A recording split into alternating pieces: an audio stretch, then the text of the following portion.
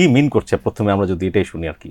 হা vote মিন করছে যেই জুলাই জাতীয় সনদ আছে সেটা মানুষের কাছে গিয়েছে এবং সেই মানুষ এই জুলাই সনদকে সাদরে গ্রহণ করেছে। এ পর্যন্ত আমাদের মানে ইসির তথ্য মতে 60%-এর উপর কিছুটা উপরে মানুষ হচ্ছে হ্যাঁ ভোট দিয়েছে এবং এটা আসলে বাংলাদেশের যে গণতান্ত্রিক উত্তরণ, বাংলাদেশে যে একটা সিস্টেমেটিক যে প্রবলেমগুলো আছে, এই জুলাই জাতীয় সনদ ওই সিস্টেমেটিক প্রবলেমকে কিছুটা হলেও লাঘব করার জন্য, বাংলাদেশের ডেমোক্রেটিক যে ট্রানজিশন ওটাকে আরো স্মুথ করার জন্য কেয়ারটেকারকে রিইনস্টেট করা হচ্ছে। এটা ডেমোক্রেটিক ট্রানজিশনটা আরো স্মুথ করে দিবে। এছাড়া পিএমের যে টার্ম লিমিটের ব্যাপার আছে, এটা আসলে ওই স্বৈরতান্ত্রিক হয়ে ওঠার যে প্রবণতা, এক মানুষ 20 বছর 30 বছর থাকবে, এই ধরনের যে মানসিকতা, এটা থেকে মানুষকে মুক্তি দিবে। এছাড়াও কিছু আছে যেগুলোতে কিছু দলের নোট অফ ডিসেন্ট আছে, বাট আমার কাছে মনে হয় ভালো।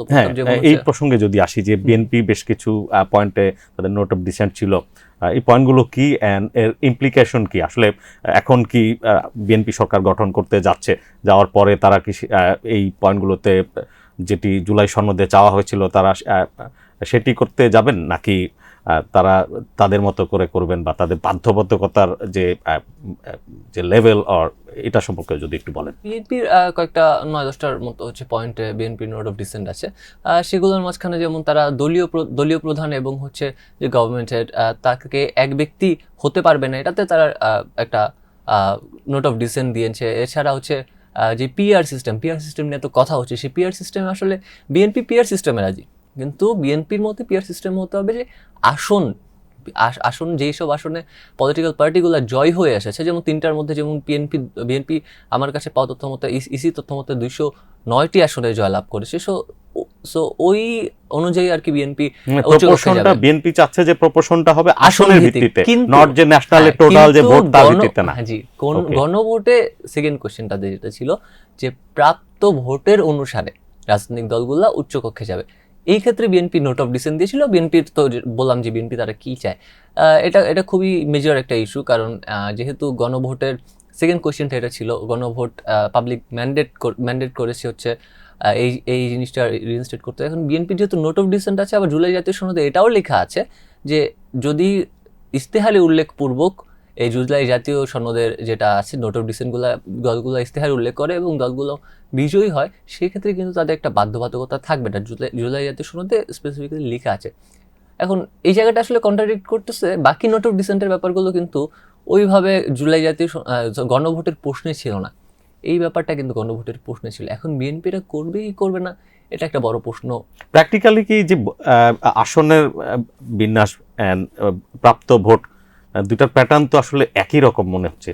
দুইটার প্যাটার্ন একই রকম কিছু, কিন্তু শেষ পর্যন্ত সিনেটের চেহারাটা একই রকম হবে যেটি হোক না, এখানে একটু ডিফারেন্স আছে। আমি যদি বলি, যেমন হচ্ছে বিএনপি জিতেছে 209টি আসন, তো আমার হিসাব মতে বিএনপি উচ্চকক্ষে মোটামুটি 2/3 মেজরিটি, মানে যেহেতু তারা পার্লামেন্টারি ইলেকশনে 2/3 মেজরিটি পেয়েছে, তারা উচ্চকক্ষে 2/3 মেজরিটি কিছুটা বেশি, হালকা বেশি হচ্ছে প্রার্থী পাঠাতে পারবে।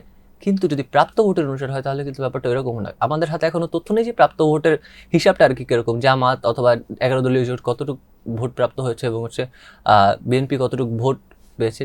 আমরা যদি আগের একটা ইলেকশন দেখি, সালটা মনে করতে পারছি না কোন ইলেকশনটা, কিন্তু ওই ইলেকশনটাতে বিএনপি এবং কার্যক্রম নিষিদ্ধ যে আওয়ামী লীগ, তারা কিন্তু প্রায় সমান ভোট পেয়েছিল, প্রায় 40% ভোট, 40% করে দুজনই পেয়েছিল। কিন্তু ওইবার কিন্তু এই 40% ভোট পাওয়ার পরও আওয়ামী লীগ আসনের দিক থেকে অনেক পার্থক্য।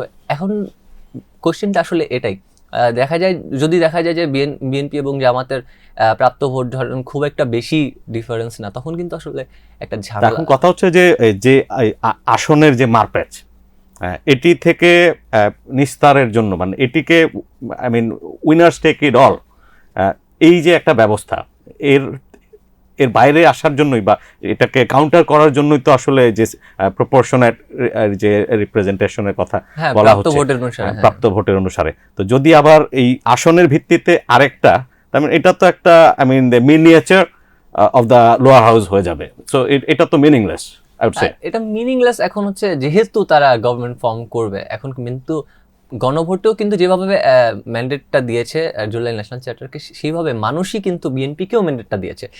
এখন এইটা খুব একটা ইন্টারেস্টিং ব্যাপার, একই সাথে একটা কনফ্লিক্টিং ব্যাপার হবে। এবং আমার মনে হয় যে বিরোধী দলে যারা যাবে, ওই যে আমার নেতৃত্বাধীন যেই 11 দলীয় জোট, সেই জোটও এটা নিয়ে একটু কথাবার্তা বলবে, কারণ এছাড়া আসলে যদি এটা না হয় তাহলে তাদেরও আসলে অনেক কিছু হারানো আছে। কারণ উচ্চকক্ষে এমন যদি দেখা যায় যে তাদের 10টা মানুষ বেশি বা কম হয়, তখন কিন্তু এটা আসলে একটা বড় ইম্প্যাক্ট ফেলে।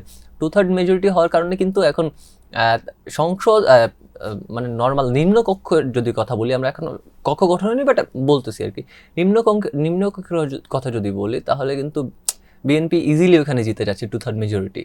কিন্তু আপার হাউসের যদি যে 2/3 মেজরিটি তাদের প্রয়োজন হয়, যেটা যদি তাদের হিসাবে তাদের আছে, কিন্তু আসন ভিত্তিক হিসাবে হয়তো তাদের নাও থাকতে পারে, সেটা একটা বড় ডিফাইনিং ফ্যাক্টর হতে পারে আগামী রাজনীতিতে বাংলাদেশের জন্য।